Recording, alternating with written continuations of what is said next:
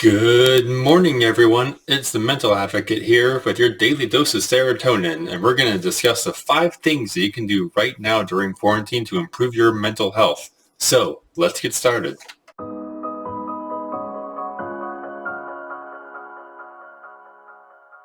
Now, wouldn't it be great if it would be easy to be locked in the house all day? And for a little bit, I'm sure it was, but we're going on 4 months of quarantine now, and I think we're all getting a little stir crazy just in our own heads. We're wondering what to do with our time, how to be productive, how to stay in the right mindset. And to be quite frank, there's a lot of negativity going around right now in the world. So here's a list of just a few things I have been doing for myself and my own mental health and well-being to kind of improve my mental state while I'm being self-isolated, while I'm not seeing friends and family as much as I would like to. So hopefully these tips and tricks will work well for you. But let's just get started. So number one is to delete all of your social media. And I know that seems like a crazy concept to think about, and it's probably been said once or twice before, but I think it is a really good idea and a really good starting place. Now, to be frank, there are a lot of people who have been doing this during quarantine. I'm here to kind of challenge and push back on what I've seen a lot of people be doing. So a lot of them are taking a hiatus from it, but I feel like they're doing it more for other people's sakes other than their own well-being. Now, let me explain when I say that. I've seen a lot of the posts about people posting about, I'm taking a break. I need a mental health break. I'm stepping away from social media for however long. And it's a black screen. They post a black picture. They post their post saying that. And then I see them back on social media within 48 hours. And I'm here to tell you that is not taking a break. That's making a statement, which inherently isn't a bad thing, right? It's inspiring other people to kind of concentrate on what they want to be doing, to kind of retracting themselves, recentering themselves, but you're not doing it yourself. You're simply inspiring other people to take that motion. And I'm calling BS on that. I think everyone needs to take a step back from social media for at least a week. At least a week. Now, the first few days are going to feel a little bit weird without constantly checking my phone every half an hour of the day, however often you check it. It's going to feel weird, but let me tell you guys, it really will help immensely in just kind of recovering your own space. What we don't realize is that we actually sacrifice a lot of our own mental capacity to make room for other people in our lives, which again is a really good thing. We need other people surrounding us. We need good relationships, but we also need to take care of ourselves. So we don't realize how much capacity we really give to other people. A lot of our mental time is actually given to caring about others on social media. We care about their posts, we like them, we comment on them, but it really takes away from our own well-being, and intuitively we're doing ourselves a disservice by giving so much of ourselves to others on social media. And it's kind of like that cliche saying of you need to fill your own cup first before you pour it into other people's cups. That actually holds true to this idea that we need to take our own time, recenter ourselves in our own thought process. And if we're not committed to healing ourselves and giving ourselves the time of day, then we're never going to be any of service to anyone else. I don't have a time frame on how long you should really do it for. I would recommend at least 3 days minimum, guys. I gave it up for a week now, and it's crazy how much extra time I have just for myself and my own wants and desires is turning out to increase the number of needs and wants I'm able to fulfill with myself, which is great. I love the extra time, but that's advice number one. Step away from all social media, and we can get more into what you can do with all the extra time right now. Now, the second thing on this list is to reconnect with old friends or family. And this may instinctually seem counterintuitive to deleting social media, right? Because why would I delete all social media but then reconnect with people who I haven't talked to in a long time? And that may seem smart at first, except for the fact that we don't really connect with people on social media. There's kind of this distance that we create, and we kind of create that divide where even though we have people in our lives to talk to, we don't really connect with them in a meaningful way. A lot of times social media is a platform that is used to kind of dehumanize the process of conversation, we don't, it's easy conversation. There's no hard conversations to be had on social media. It can be toxic or it can be really great. It can be great to just shoot a happy birthday to you, or it can be really toxic to just give your opinion on something that you really know nothing about, or to bash or comment on someone's opinion that you really know nothing about that person. And that's why I suggest reconnecting with people in your close circle who you haven't had a meaningful conversation with in a long time. Now, you can do this in any amount of ways. You can text somebody, you can call, give them a phone call. Everyone's so afraid to give just a regular phone call nowadays just to see, hey, what's up? I haven't talked to you in a few weeks, a few years.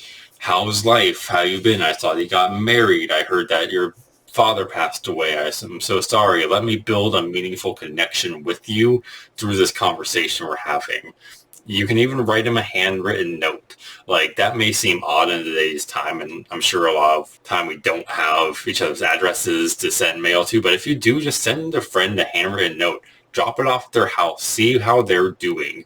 Obviously, you want to still focus on your mental health first, but having a close circle of friends who can support you through your needs is actually going to help you in the long run as well. And there's also this term in the professional world we call connection without commitment. And that really strikes true to what we have on social media, right? We have connection with people, but there's no real commitment to the conversation. If we don't like something someone has to say, we just ignore them. We block them. We move on. We throw our counter argument out and move forward and never think of it again. But there is no commitment there to the relationship. It's just a simple connection that we have. And we need to step away from that. We need to recenter ourselves on the friendships that matter, that are going to help build us up in our foundation before we move on to the broad area of the world. So that kind of goes hand in hand with giving up social media, is just reconnecting with people in our lives that actually make us feel like we matter as humans, and then we can help them feel like they matter as humans during this pandemic as well. Now, number 3 on this list is an interesting one, and it's to start journaling. And I know a lot of people may be apprehensive of that, may think it's childish. A lot of us had diaries as kids to kind of write our deepest, darkest secrets down in. But really, guys, I encourage journaling for your own self-worth even. It's going to help you find time for yourself that you've maybe never given yourself before. You don't have to write a lot in it. It's 2020. We spend so much of our time posting online about our feelings in the moment. We don't spend a lot of time on reflecting and actually thinking about what those feelings mean, or where they came from, or how can they help us improve in the future. And a lot of times we get caught up in our feelings in the moment, we post about it and move on. And I'm here to tell you that journaling can actually help with that. I've been doing counseling and seeing a therapist for years and years now, and I never really began to process my emotions and how I felt about the situation until I started writing them down, and then looking back on it a day or two later and thinking, wow, how did that really affect me? Why did this happen? How am I going to prevent it from happening again if it's a negative experience? Or how can I increase that happening more if it's a positive experience? And I really do encourage just buying a $10 journal somewhere and start documenting your feelings. Again, dedicate 20 minutes a day to it, how you felt in the moment of the day. What were some wins? What were some losses? How can you improve?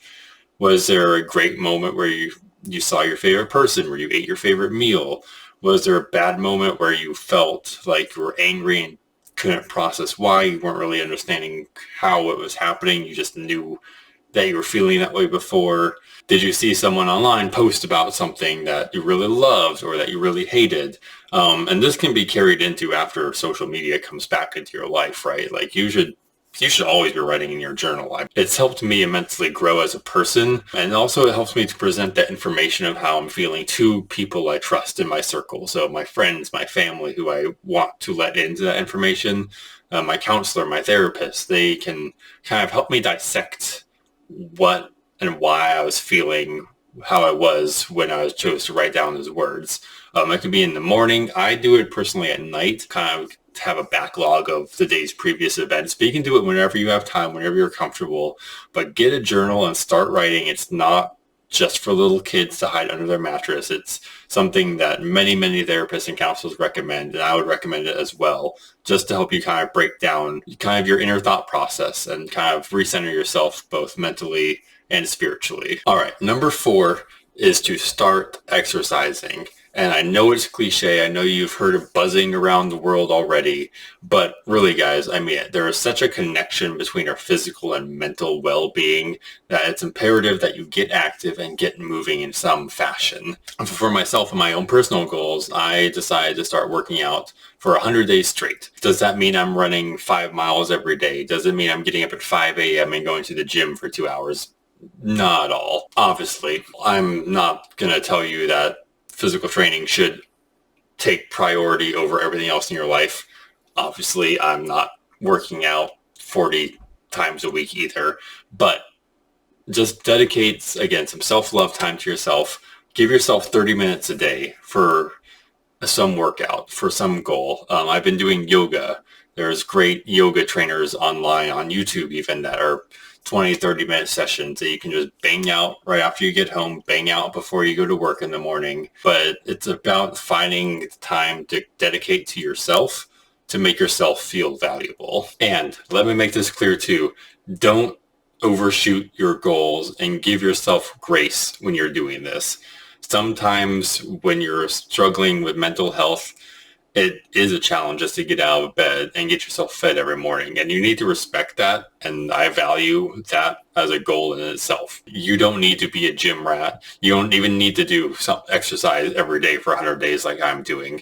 If you can just muster your strength to get out of bed and say that you did that at least for the day, that is a win and you deserve a pat on the back. But if you can push yourself and do more, give yourself 20, 30 minutes a day just to go on a walk down the street with a friend, a family member, your dog. And it's really not that long, guys. I guarantee you most of us will spend 20, 30 minutes in the morning just looking through our phones before we get ready. So it's about redirecting our focus into something more productive that's going to make us feel good in the mornings or in the nights or the afternoons, and kind of recenter our bodies to align with the physical and the mental health of everything. And I guarantee you that's going to make an immeasurable amount of difference in your life as long as you dedicate that time to yourself during this. And lastly, tip number 5 is going to be learn a new skill. And again, I know it's a buzz term that everyone's been saying.